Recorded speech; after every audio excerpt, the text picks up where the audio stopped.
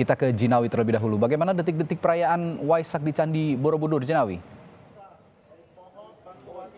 Ya, halo saudara. Ya, saat ini saya tengah berada di antara para umat Buddha yang baru saja melakukan prosesi upacara Trisuci Waisak 2567 tahun Buddhis era. Nah, di sini banyak sekali umat yang datang dari berbagai penjuru, lebih dari 5.000 umat Buddha yang datang ke sini. Ini jauh di luar prediksi kami karena kami mengira akan ada sekitar 4.500 sampai 5.000 umat Buddha, namun ternyata antusiasme dari para umat Buddha sendiri untuk datang ke sini memang sangat banyak, dan bisa dilihat di sekitar saya ini banyak sekali para umat Buddha yang sangat antusias. Ini dikarenakan mungkin karena di tahun ini adanya dari Biksu Tudong begitu ya, yang datang dari Thailand menuju ke Candi Borobudur, dan tahun ini diprediksi lebih meriah lagi daripada tahun kemarin.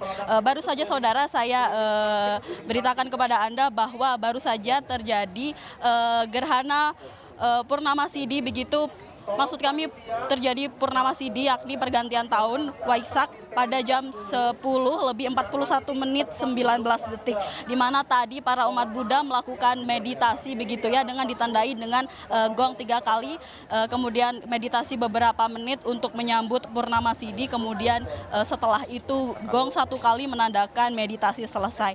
Nah, setelah ini acara yang akan dilakukan adalah pradaksina atau para biksu serta umat mengelilingi Candi Borobudur searah dengan jarum jam sebanyak 3 kali begitu.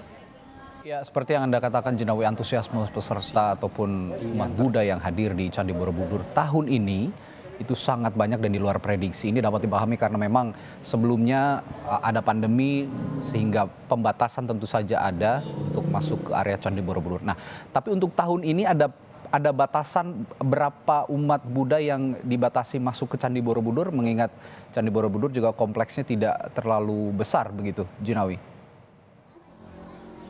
Iya, jadi karena banyaknya antusiasme dari para umat Buddha sendiri, ini memang dibatasi sekitar 4.500 sampai 5.000 umat Buddha saja yang mengikuti prosesi di lapangan Kenari di latar Borobudur. Kemudian namun ternyata ini di luar prediksi sehingga banyak sekali para umat Buddha yang datang ke sini. Namun bagi pengunjung atau yang bukan beragama Buddha atau bukan umat Buddha, ini masih dapat mengunjungi Candi Borobudur, namun hanya masih di sekitar pelataran candi begitu. Jadi tidak memasuki area candi karena ini masih prosesi hari Trisuci Waisak, di mana ini masih prosesi beribadah begitu. Nah, kalau dari wisatawan sendiri yang diprediksi akan datang ke Candi Borobudur sendiri sampai nanti malam diprediksi lebih dari 20.000 pengunjung yang datang, baik dari pengunjung domestik maupun pengunjung mancanegara. Namun ini masih prediksi kami,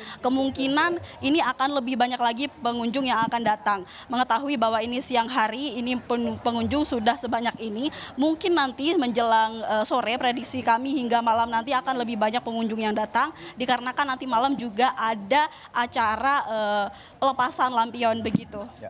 Memang sangat indah melihat umat Buddha berkumpul di Candi Borobudur begitu banyaknya, sehingga nanti mudah-mudahan para wisatawan yang hadir di sana juga tidak mengganggu kehidmatan mereka untuk beribadah di perayaan Trisuci Waisak.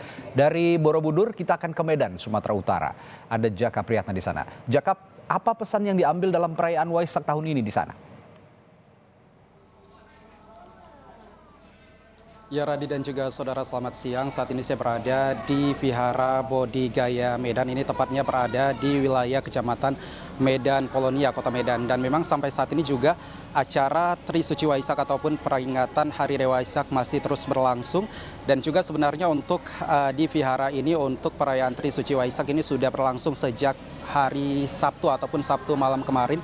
Ini diantaranya dengan beberapa rangkaian acara, yaitu acara puja bakti dalam bahasa Pali, kemudian dilanjutkan dengan prosesi pradaksina, juga dilanjutkan dengan menyanyikan lagu Waisak, dan tadi malam ditutup dengan menonton bersama riwayat hidup Buddha. Dan juga saudara, untuk hari ini sudah dimulai sejak pukul 6.30 pagi tadi. Ini dimulai dengan doa bersama, kemudian dilanjutkan dengan upacara bendera, dan juga tadi ini dilakukan pemandian Rupang Buddha ini sebagai simbol untuk membersihkan hati dan pikiran umat Buddha untuk terus berbuat kebaikan. Dan untuk pesan yang disampaikan dalam perayaan Trisuci Waisak tahun ini adalah untuk menerapkan ajaran Buddha Dharma dalam kehidupan sehari-hari dan agar terciptanya kedamaian antar manusia tanpa memandang suku, agama, ataupun juga ras. Karena sesungguhnya Tuhan menciptakan manusia dengan derajat yang sama. Ya. Radi. Baik, Jaka, di tempat Anda saat ini berada, ada berapa umat Buddha yang beribadah di sana dan merayakan Trisuci Waisak? Selain tadi ada etnis Tamil juga yang hadir di sana, Jaka. Iya, Radi, terkait dengan perayaan Trisuci Waisak di Vihara Bodhi Gaya Medan ini memang lebih terasa antusiasnya oleh etnis Tamil yang merayakan perayaan Waisak tahun ini, karena memang perbedaannya dari tahun lalu ke tahun ini adalah kalau di tahun lalu ini masih di vihara ini diterapkan protokol kesehatan sehingga ada batasan jumlah yang mengikuti kegiatan ataupun perayaan Trisuci Waisak pada tahun lalu. Namun untuk tahun ini memang tidak ada pembatasan untuk jumlah umat Buddha yang akan merayakan ataupun ikut mengikuti upacara perayaan Trisuci Waisak tahun ini. Untuk pantauan saya sejak pagi tadi ini, umat Buddha yang memasuki ataupun datang ke vihara ini jumlahnya ada ratusan, saudara, karena memang ini sudah dimulai sejak 6.30 pagi tadi dan akan terus berlanjut sampai di pukul 7 malam nanti. Ini akan ditutup dengan penampilan drama kelahiran Buddha dan juga ajaran Buddha Dharmanya. Radi. Baik, sungguh indah melihat umat Buddha merayakan Trisuci Waisak, baik yang ada di Candi Borobudur maupun yang ada di Vihara di Medan, Sumatera Utara. Pasca pandemi mungkin ini yang pertama kali mereka berkumpul beribadah bersama, bahkan di Candi Borobudur tadi informasinya lebih dari 4.000 umat Buddha merayakan Trisuci Waisak di sana. Terima kasih Jaka Priyatna dari Medan, Sumatera Utara, dan juga Gina Wirana dari Magelang, Jawa Tengah.